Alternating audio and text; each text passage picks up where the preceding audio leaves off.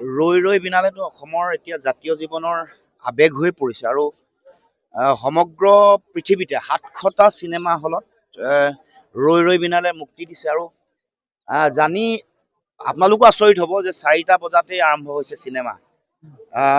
আৰু মই ভাবোঁ যে এইটো গোটেই ২৪ ঘণ্টাই এখন চিনেমা থাকিব বিভিন্ন হলত আৰু প্ৰায় এসপ্তাহ ১০ দিন কোনো টিকেট পাবলৈ নাই, এনেকুৱা ধৰণৰ এটা পৰিৱেশ সৃষ্টি হৈছে। গতিকে এই গোটেই কথাটোৱে আমাৰ অসমৰ জাতীয় জীৱনৰ জুবিনদাৰ সৃষ্টিৰ প্ৰতি যিটো দায়িত্ব, জুবিনদাৰ আদৰ্শ, তেওঁৰ চিন্তা, তেওঁৰ যিটো জাতীয় চেতনা, অসমৰ জাতীয় জীৱনক যিধৰণে আদৰ্শৰে মাৰ্গদৰ্শন কৰিছিল তাৰ প্ৰতি অসমৰ ৰাইজৰ যিটো অভূতপূৰ্ব যিটো দায়িত্ব আৰু দায়বদ্ধতা আছে তাৰে এটা উন্মুক্ত বহিঃপ্ৰকাশ ঘটিছে।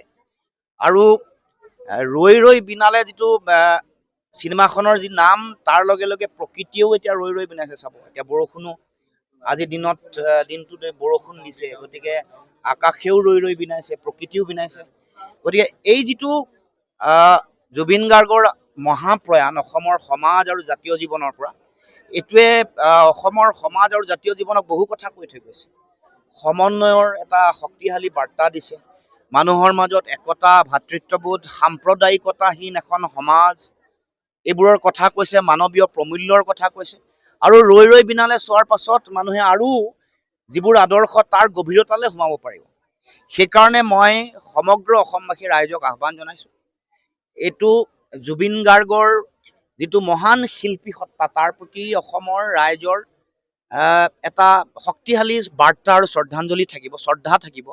কাৰণ তেওঁ কৰি থৈ যোৱা সৃষ্টিসমূহ অসমৰ জাতীয় জীৱনত অনন্তকাললৈ থাকিব। কিন্তু এইটো তেওঁ নিজে কৰি থৈ যোৱা শেষটো যিটো কাম, বোলছবিৰ শেষ কামটো যাতে সকলোৱে আহি ইয়াৰ লগত চিনেমাখনৰ চিন্তাৰ লগত, আদৰ্শৰ লগত একাত্ম যাতে সকলো হয়, সেইকাৰণে মই সকলোকে আহ্বান জনাইছোঁ, বোলছবি গৃহলৈ আহক দলে বলে।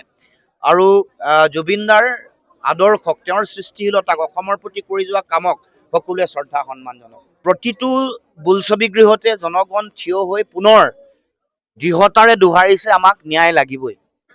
জুবিনদাৰ মৃত্যু মুখ্যমন্ত্ৰীৰ ভাষাত হত্যা, হত্যাই হওক মৃত্যুৱেই হওক, ইয়াৰ ন্যায় লাগিব। আৰু কোন জড়িত সেই কথা অসমৰ জনগণে গম পাব লাগিব।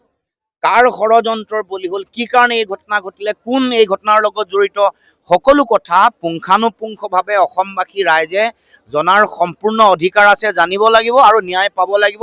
ন্যায়ৰ কাৰণে অসমৰ ৰাইজে যুঁজি আছে, যুঁজিব। কোনো কথাই কোনো আমাক বিভ্ৰান্ত কৰিব খোজা, মূল বিষয়ৰ পৰা আঁতৰাই লৈ যাব বিচৰা কোনো ধৰণৰ কথাই জনগণক কেতিয়াও আঁতৰাই ৰাখিব নোৱাৰে। আৰু আমি পুনৰ দৃঢ়তাৰে দোহাৰিছোঁ, জুবিনদাৰ এই মৃত্যুৰ ন্যায় লাগিবই। এয়া জুবিনদাৰ শক্তি, জুবিনদাৰ আদৰ্শৰ শক্তি। তেওঁ কৈ যোৱা কথা, তেওঁৰ চিন্তা চেতনা, যিবোৰ কথা কৈছিলে সেইবোৰৰ গভীৰতাটো আজি মৃত্যুৰ পিছত মানুহে বেছি উপলব্ধি কৰিছে। তেওঁ আমাৰ পৰা মহাপ্ৰয়াণ হোৱাৰ পাছত আদৰ্শৰ বিশালতা, মহানতা, যিবোৰ কথা ক'লে, সাম্প্ৰদায়িকতাহীন সমাজ এখন, গছ গছনি নাকাটিবৰ কাৰণে, প্ৰকৃতিৰ প্ৰতি ভাল পোৱা আৰু প্ৰেম, নদ নদী পাহাৰৰ প্ৰতি ভাল পোৱা আৰু প্ৰেম, এইটো দায়িত্ব, পৰোপকাৰ, মানৱতাবোধ, মানৱীয় প্ৰমূল্য, এইবোৰৰ যিটো বিশ্বজনীন আবেদন আছে, সেইকাৰণে পৃথিৱীত অকল অসমতে থকা নাই। জুবিনদাৰ আদৰ্শই সমগ্ৰ পৃথিৱীৰ গোটেই পৰিধি ভাঙিছে। সেইকাৰণে আমেৰিকাতো সংগীতজ্ঞই এই কথা কৈছে যে জুবিন গাৰ্গ অকল গান গোৱা মানুহ, বোলছবি বনোৱাই নহয়, তেওঁৰ আদৰ্শত এগৰাকী মহান মানুহৰ এটা সত্তা ইয়াৰ লগত জড়িত হৈ আছে। আনকি BBC, CNN, ভাৰতবৰ্ষৰ যিসকলে বিভিন্ন বিশ্লেষণ কৰে, বিশ্লেষণাত্মক চিন্তাৰ মহান যিসকল ব্যক্তি আছে, সংবাদ জগতৰ লগত জড়িত, বেলেগ বেলেগ সাংস্কৃতিক জগতৰ লগত জড়িত, তেওঁলোকেও সকলোৱে বিশ্লেষণ কৰিবলৈ, আপোনালোকে চাব বলিউডৰ বিভিন্ন অনুষ্ঠান, জুবিনদাৰ এতিয়া ট্ৰিবিউট কৰি তেওঁক শ্ৰদ্ধা জনাই বিভিন্ন অনুষ্ঠান আজিও চলি আছে। এই 40-45 দিনৰ পিছতো, 40 দিনৰ পিছতো যে এই কথাবোৰ চলি আছে, কিয়? এতিয়া মানুহে দেৰিকে হ'লেও উপলব্ধি কৰিছে যে জুবিনদাই কি কৰি থৈ গৈছে সমাজখনক। কেৱল অসমক দিয়া নাই, সমগ্ৰ মানৱ সমাজক দিছে।